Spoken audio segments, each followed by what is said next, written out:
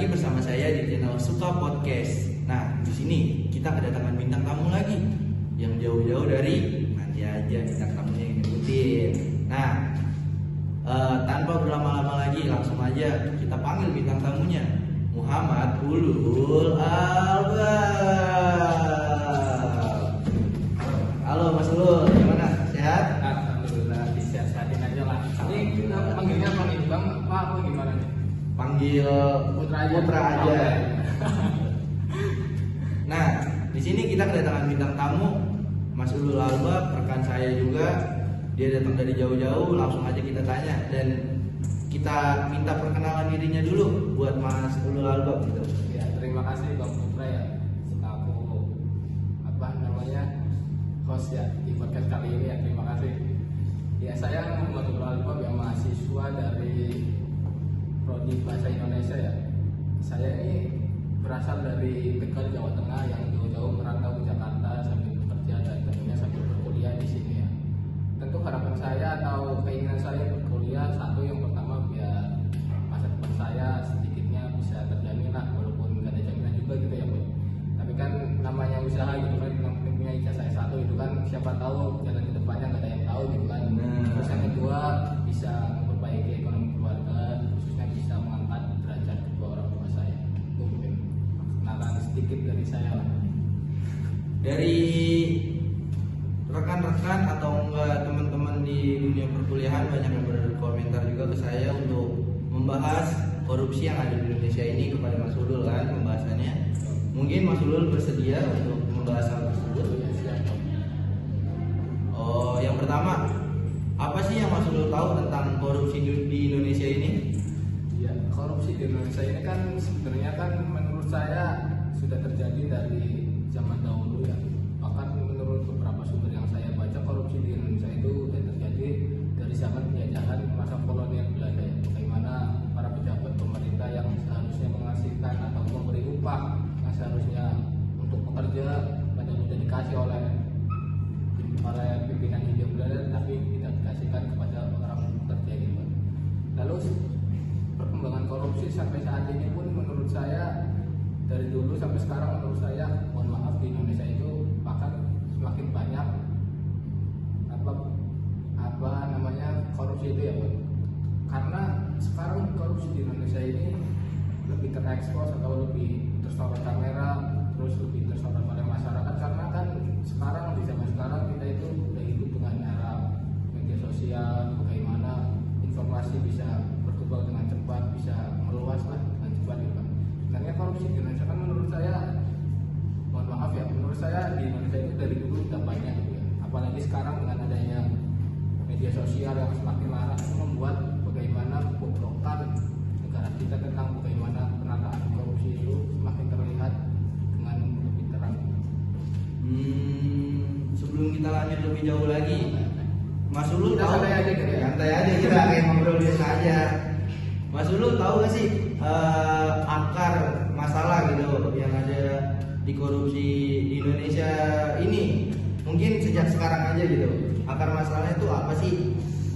Sebenarnya orang korupsi itu kan dipengaruhi oleh banyak faktor ya. Maksudnya banyaklah faktor yang mempengaruhi orang bisa melakukan korupsi, entah untuk motif ekonomi atau motif apa. Tapi menurut saya ada dua hal yang menjadi fokus utama saya ya.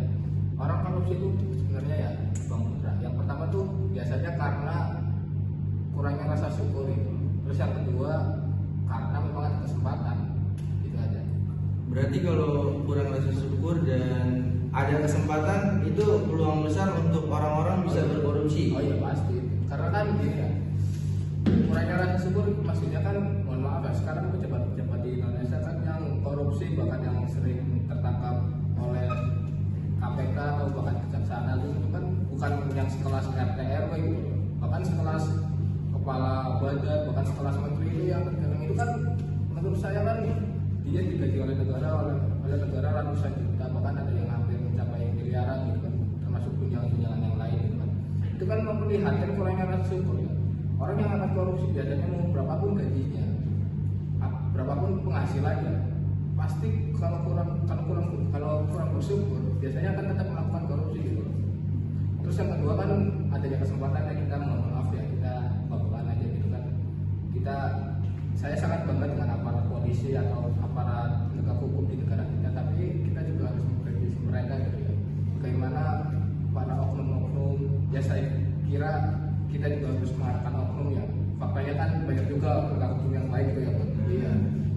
Kita juga nggak bisa mengesampingkan orang-orang yang baik itu ya. Ya saya cukup oknum saja lah. Kadang oknum-oknum penegak hukum di negara kita itu kan banyak juga yang bermain gitu ya. Bermain bagaimana bisa bersekongkol istilahnya gitu ya, dengan sesama koruptor tersebut. Itulah yang menurut saya dua faktor utama yang menyebabkan negara Indonesia itu masih dibilang negara dengan koruptor yang lumayan ya, bisa dikatakan lumayan banyak ya, karena bisa dinilai dari jumlah korupsinya itu bisa dilihat sangat banyak gitu ya. Itu aja sih. Walaupun masih banyak faktor yang mempengaruhi yang lainnya gitu.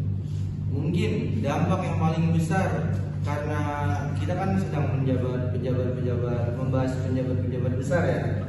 Jika penjabat besar ini korupsi, terus dampaknya gitu untuk kalangan bawah itu apa sih maksudnya? Kita kan mohon maaf apabila ada teman-teman yang melihat video ini kan, kita kan tag video ini kan hari Jumat ya, hari Jumat tanggal berapa ya?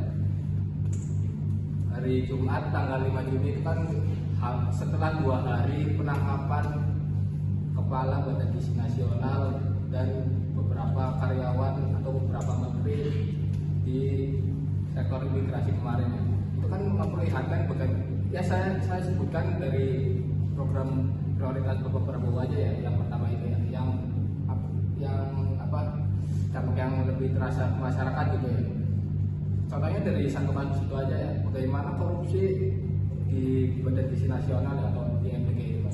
MBG itu kan program favoritnya, maksudnya program prioritasnya Bapak Presiden gitu ya. Bahkan dengan menganggarkan ratusan triliun tiap tahunnya, dengan memotong anggaran pendidikan, memotong anggaran pertahanan dan lain-lain. Itu kan sebenarnya kan harusnya pemerataan atau pelaksanaan makan bergizi gratis itu harusnya kan lebih terencana, lebih baik lah sampai ke masyarakat. Tapi kan faktanya kita nggak bisa dipungkiri ya, bagaimana keracunan massal di masyarakat, lalu bagaimana markup ya. Bahkan kemarin saat ditangkap oleh Kejaksaan Agung kan diduga para pimpinan Badan Gizi Nasional itu kan memarkup bagaimana sepatu, pengadaan laptop dan lain-lain itu kan seharusnya peruntukannya untuk bisa dirasakan masyarakat malah tidak terasa oleh masyarakat. Mungkin bagi para segelintir orang aja yang bisa merasakan, karena mungkin dia punya pengaruh atau punya istilahnya punya dapur MBG-nya gitu, mungkin yang setuju dengan itu ya. Tapi kan yang lain kan masyarakat yang seperti kita sebagai mahasiswa gitu kan, kita juga terasa bagaimana uang itu kadang bisa terasa naik, apalagi orang-orang di desa yang bagaimana anggaran di desa dipotong, bagaimana pembangunan jalan yang sekarang lebih diminimalisir karena dana pusat yang terpotong itu aja sih. Nah, inti dari yang tadi kita bahas kan dari semuanya dan sampai kasus yang terbaru kan Mas Ulul. Nah, intinya tuh apa sih untuk korupsi di Indonesia ini gitu? Iya, sebenarnya kalau ditanya tentang ini kan sebenarnya kan kita mulai dari diri kita sendiri aja ya Bu. Kita kalau mau bicara tentang sistem birokrasi ataupun pejabat kita kan kadang kita kan seperti berharap dengan sesuatu yang tidak pasti gitu ya. Harusnya kita sebagai generasi muda memang harus memotong generasi-generasi yang dianggap korup tersebut ya. Kita sebagai anak muda harusnya mulai dari diri kita sendiri lah, nggak usah mengandalkan orang lain. Kita harus bisa belajar bagaimana meminimalisir, bagaimana kejadian atau peristiwa yang menyebabkan korupsi itu kan. Kita mulai dari hal-hal yang remeh, hal-hal kecil aja. Kita mulai dengan selalu tertib lalu lintas, lalu dengan bagaimana berbicara dengan jujur apa adanya kepada teman, khususnya atau kepada orang tua gitu. Itu kan tindakan-tindakan kecil yang menurut saya bisa berefek ke nanti ke depannya gitu kan. Karena menurut saya korupsi itu bisa terjadi karena dari hal-hal kecil tersebut itu. Pokoknya daripada kita berbicara banyak tentang birokrasi ataupun yang lain, lebih baik kita introspeksi lalu belajar bagaimana kita sebagai anak muda supaya nanti kalau kita diamanahkan sebagai pejabat atau sebagai wakil rakyat, kita bisa menjadi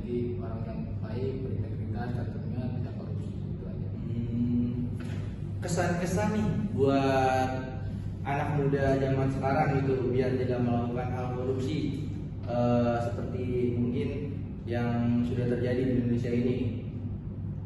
Iya, yang saya sebutkan tadi ya, kita sebagai generasi muda itu harus lebih selektif, kita harus lebih perhatian lah pada pasangan kita.